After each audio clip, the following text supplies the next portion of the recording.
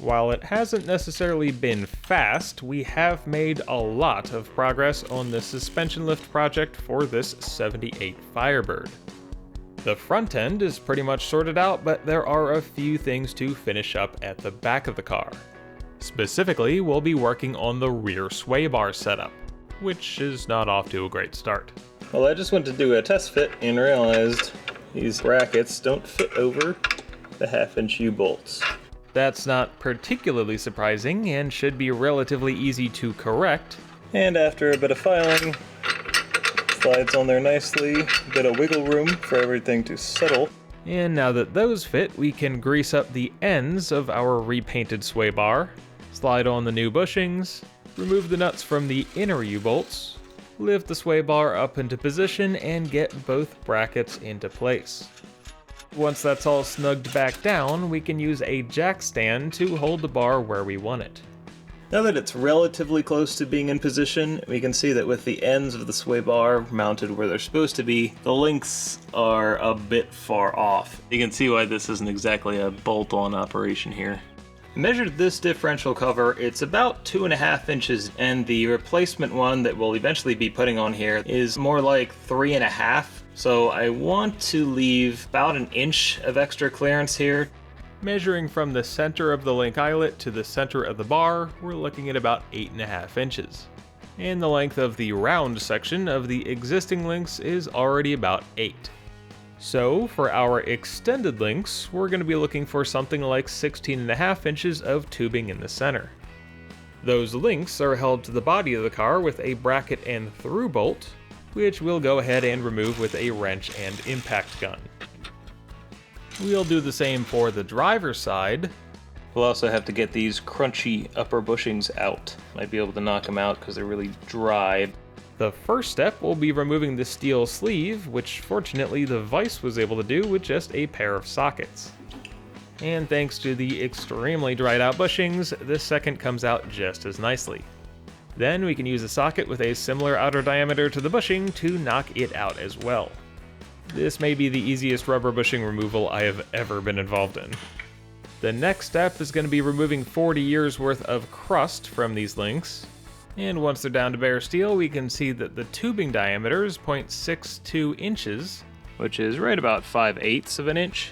To sleeve that, I picked up this little guy. This is a piece of Schedule 40 1/2" water pipe, and it's not super precise. There's a seam in there, but the inside diameter is something like 0.64 inches. So I think this pipe will make a nice sleeve to extend those links. To test all this out, we'll cut a 16.5 inch section of pipe and deburr it on the inner and outer diameters. That looks like a pretty good fit, so I guess it's time to commit and cut these links in half.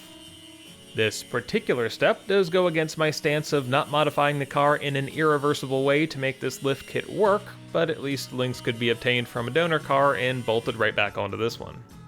We've got both of those Swaybar links cut and marked, importantly, so it's a little bit harder for me to screw up the placement of them, but, I'm pretty good at it. And what do you know, our 5/8 inch OD links slide real nicely into that water pipe. There's a wee little bit of movement. It is, however, not enough that it can line up with that bend. What we're gonna do here is kind of pie cut it, and I think we can sleeve the entire length, weld it around the outside to the ends. Which, from this bit of copper, you can see around the neck here, I think are actually brazed on, but we'll just be welding all this together. We'll use the angle grinder to cut most of the way through the steel pipe, which will give it just enough flex to let us hammer in the lower end of the link. And since that seemed to work out, we'll flip it over and do the same for the upper end. At this point, my biggest concern is that the offset of the link has changed too much by lengthening the center, and maybe now it won't line up on the car. So even though we don't have bushings in place, let's see how that fits. I don't know, to me it doesn't look too bad. The bushings in both ends might just save us there. I'm feeling some unearned confidence, so we're gonna go ahead and make the other one too. Which means cutting another length of pipe, notching it and hammering in the upper end, and doing the same for the lower.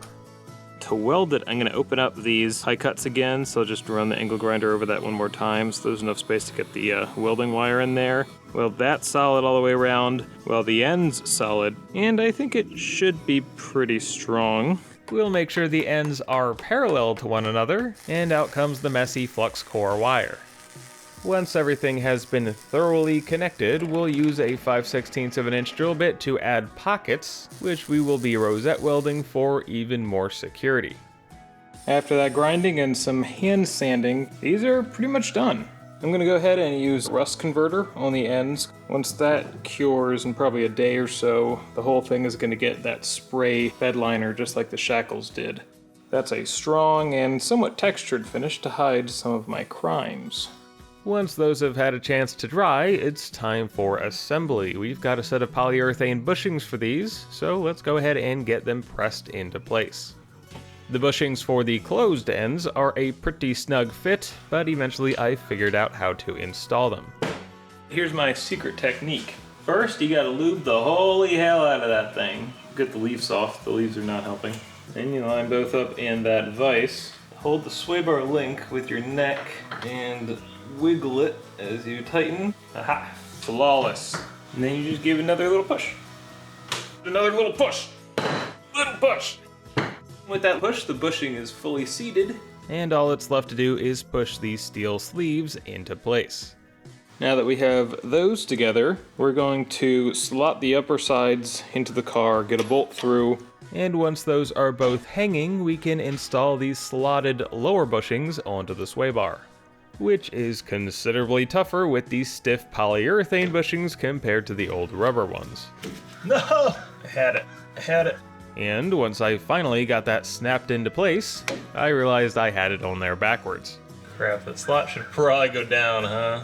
This is how I get stabbed with the screwdriver. Once the positioning has been corrected, we can snap the lower end of the Swaybar link over top of it, at which point I decided to drill that to 25/64, which will give us a bit more room to align that 3/8 of an inch bolt. Once we have eventually finagled that into place, we'll repeat the same process on the driver's side to finish up the Swaybar installation. As it currently sits, there's still a fair amount of distance to the diff cover, and it seems like the angles of the links are well within reason. Any misalignment from lengthening them doesn't seem to have amounted to anything. We'll finish tightening up those bolts later when we torque the entire rear suspension, after we figure out something pretty important, and that's the shock absorber setup.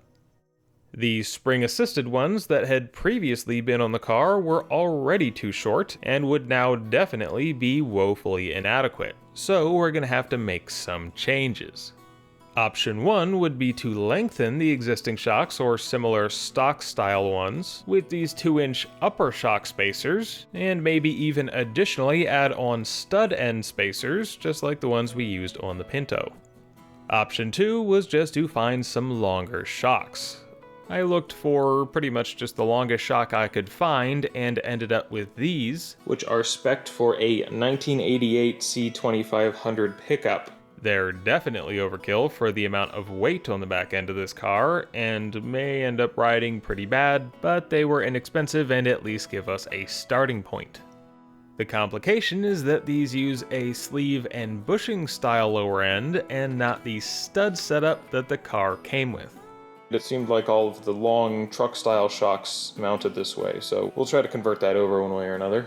It's about a 5/8 inch hole, and we'll just have a little kind of a U-shaped bracket up here that will bolt down to the spring perch and should hold the shock in about the right spot. And to get a better visual on how this is going to work, we'll re-angle the top ends of the shocks, and using those 2-inch extenders, just to see if they're needed, bolt one in place on the driver's side of the body.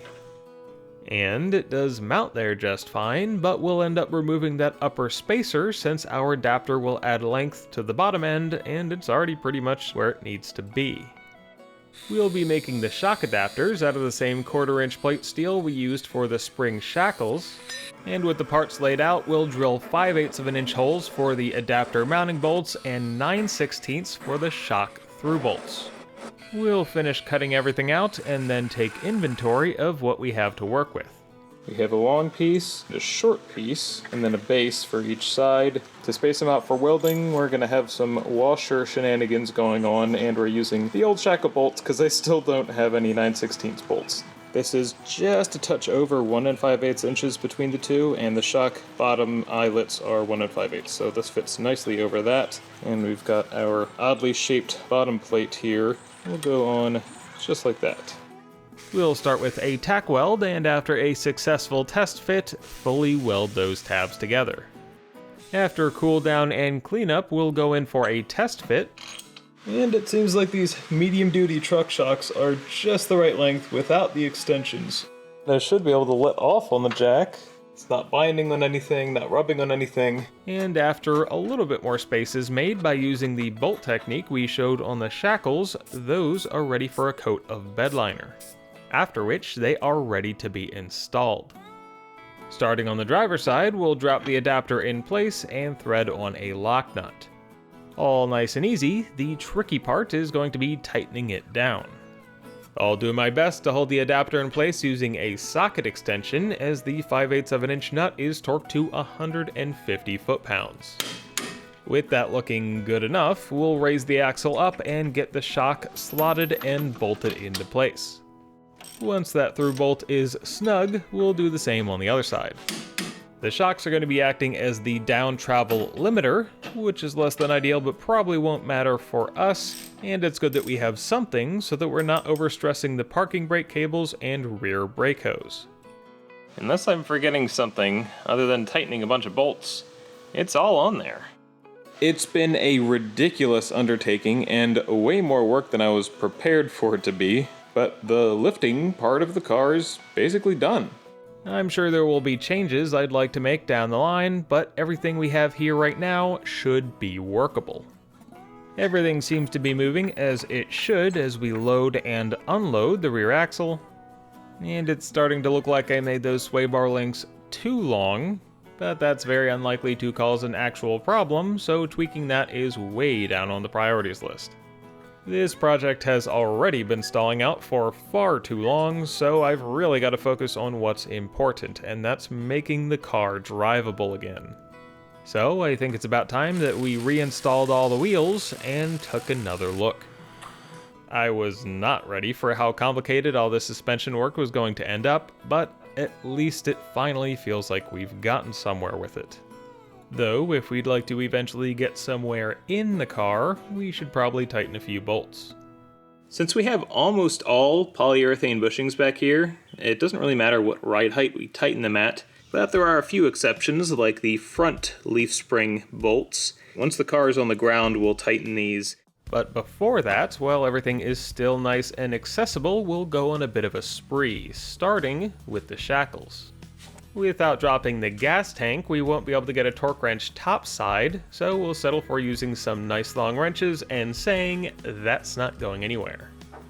We'll repeat that same process on the lower shock bolts, and then tighten the uppers to 18 foot-pounds.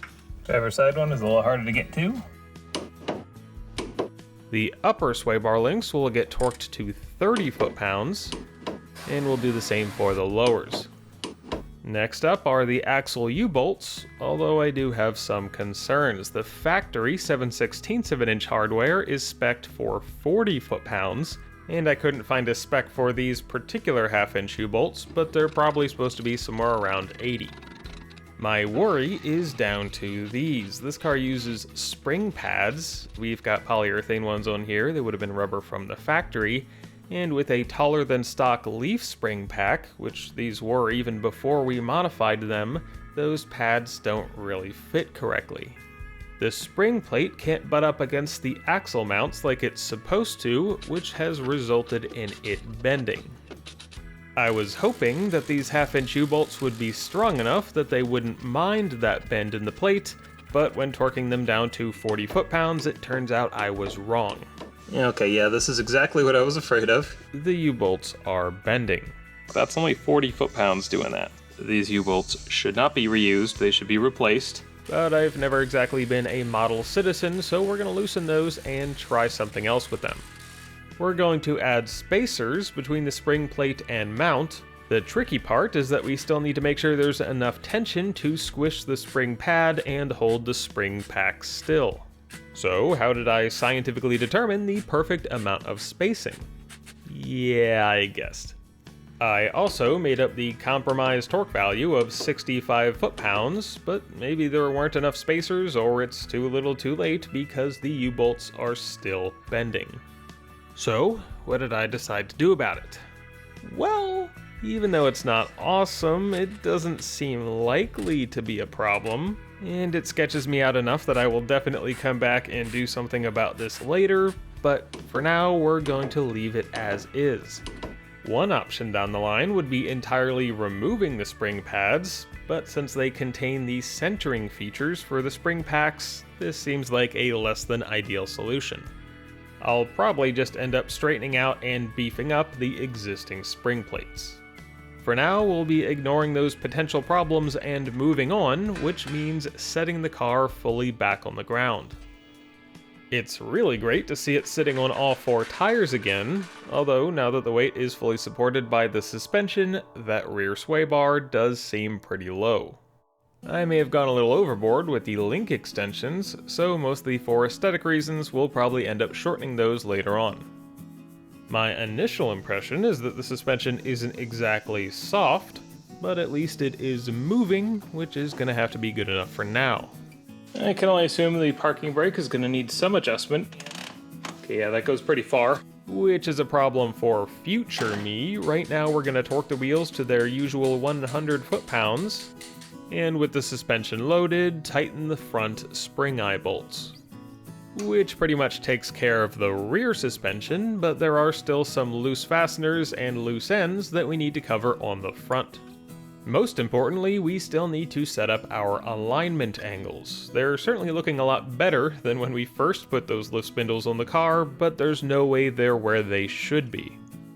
In past videos, we've covered different ways to set toe, but never really addressed caster or camber. We could take this abomination of a car to a shop with a real alignment rack and do things properly, but why start now? No, we're going to use a piece of special equipment and try to do it ourselves. This clamps to the wheel. We have a knob to adjust to wheel diameters. Down here is this fancy looking bubble level, the left side of which, as you can see, is for measuring camber. Since we've got a good zero, we don't need to mess with anything else, so the next step is going to be to mount this to the wheel. It also has these wheel lamp adapters on it. They're not perfect for these wheels. And the overhang of the tires probably isn't helping, but with a bit of force, we are able to get the gauge mounted. Looking at the camber scale on the bubble indicator, it's showing us just a little bit of negative, like a quarter of a degree maybe. The camber setting is actually pretty good on there. For some kind of a comparison, we're also going to use this cheap digital angle gauge. First we'll zero it on the not incredibly flat floor. We can hold that up against the edge of the wheel, 89.5 degrees. Our measurement devices are agreeing remarkably well, but what should we be seeing? A lot of people don't recommend driving these on the street with negative camber because it'll wear out your tires, but I didn't really see a lot of complaints about 0 degrees, so we're going to try that out. With the factory style of control arm setup, we would install shims. With these adjustable arms, all we need to do is turn the sleeves to lengthen or extend that side of the arm. And for camber, we'll be turning both in equal amounts. The aluminum sleeves on these arms are really nice because they just take a 1-inch wrench. So we can lengthen the arm by turning the sleeve clockwise. And we'll do the same for the rear, giving it half a turn out as well. We are pretty close. We're not worried about super fine adjustment right now. That's pretty much the gist of camber, but what about caster? Basically, if we have negative caster, the upper ball joint is forward of the lower. Positive caster, the upper ball joint is to the rear of the lower. This helps with how the wheel returns to center, how everything tracks, and is generally a very important angle, though a tricky one to measure, which is the real reason I bought this gauge. And if we look down at our bubble block, these flats are what we're going to be using for measurements. Starting off with the straight, we need to turn the wheel outwards until the first of those 15-degree flats is parallel with the rear wheel. The edge of that will give you a pretty good guide. What the gauge is showing right now is pretty irrelevant. We need to zero it This knob stays tight, this screw is out. And now that that's at 0, with the front of the tire tipped outward, we can turn the wheel to the right until the other 15-degree flat on the bubble block is lined up with the rear. You can see it didn't change a whole lot here actually, about -1 degree. Everything I've heard about these cars is that they respond very well to increased caster. The 3 to 6 degree range comes pretty highly recommended. That should help the car track straight. And while that range may be difficult or impossible to achieve with the factory alignment setup, our adjustable upper control arms should make a 5-degree positive caster goal perfectly reachable. We want to tip back the upper ball joint position, which means shortening the rear of the control arm and lengthening the front. We do have to remeasure this, but we can still get an idea of how much we're changing things by watching the bubble, so we'll keep an eye on that as we start turning. We'll be adjusting those in equal increments, although opposite directions, and keep track by alternating back and forth. That's the rear arm maxed out. This is as short as it'll go. To reset our measurement, we'll return the front of the wheel to 15 degrees outward. The gauge is just about maxed out at like -4 right now, so we need to reset it to 0 again. And sweep the wheel to 15 degrees inward. Oh yeah, we're actually looking at 6 degrees positive, so we definitely have enough adjustment. We'll just undo a few turns of the sleeves and check again. At least as far as I'm able to measure here today, that is exactly 5 degrees. But we will need to recheck the camber since there were a fair few adjustments made. So let's straighten out the wheel again. And this is where that bolt comes in handy because we can use it to reset everything. We're at almost 3/4 of a degree positive. This time we need to move the top of the wheel inward. So we'll shorten both arms equal amounts and see where that gets us. And now we are on the dot at 0. But just to be sure, let's check caster one last time. It is a tiny bit off, a little over 4.5, but I think I'm willing to settle for that. The sleeves will get locked in place with a jam nut on each side. And after all 4 of those are nice and tight, we'll do the same for the 3 pivot bolts. One of these we can actually torque to SPC's spec of 60 foot-pounds. Then we need to tighten the nuts on the ends of the crossbar. These are spec'd for 80 foot-pounds, and we can torque the front, but not the rear. And with that, the upper control arms and really the entire front suspension is tight, and our camber gauge is still reading a nice 0 degrees. So if this thing is to be believed, we're in great shape and totally done. No, of course, we gotta do it again on the passenger side. Over here, we're showing about 1/2 degree positive camber, and once we've got that down to 0, we'll check out the caster, which comes in at -2.5 degrees, and after some adjustment, we've got that reading positive 4.5. A camber recheck shows -0.5 degree, and after resetting that, we'll check caster again, which this time comes in more like positive 4 3/4, which sounds perfectly good to me, so we'll go ahead and get everything locked down. With that, we now have caster and camber set properly on the driver and passenger sides. Before we're finished with the alignment though, we do still have one more angle, and that's toe. We'll be measuring this with a tape measure against the tire tread, which is not perfect, but should be good enough to get us close. At the front, we're looking at 67 7/8, and at that same point on the back, we're seeing 68 even. Oh wow. I thought it looked pretty good. Despite all the changes we made, the toe setting remained exactly the same. I'm gonna have to take that as a good omen. So we get to leave that alone and call the alignment sorted, along with, if we're feeling optimistic, the suspension lift portion of this project. There are still some changes I'd like to make, and things like the parking brake, which needs some more attention, but overall, I think it's good enough to leave it alone for now. Besides, until we actually test out the suspension, it's hard to know what works and what doesn't, and of course for a proper test, we're going to want the engine to be running. So, no time to celebrate buttoning up the suspension, we've got to get back to work on that.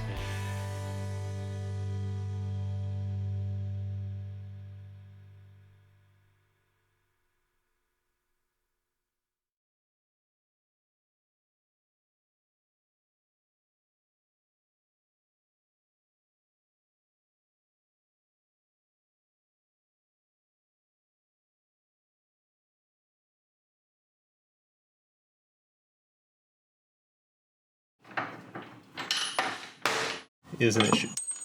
I could just slide this over to the other one. Oh wait, that wouldn't help.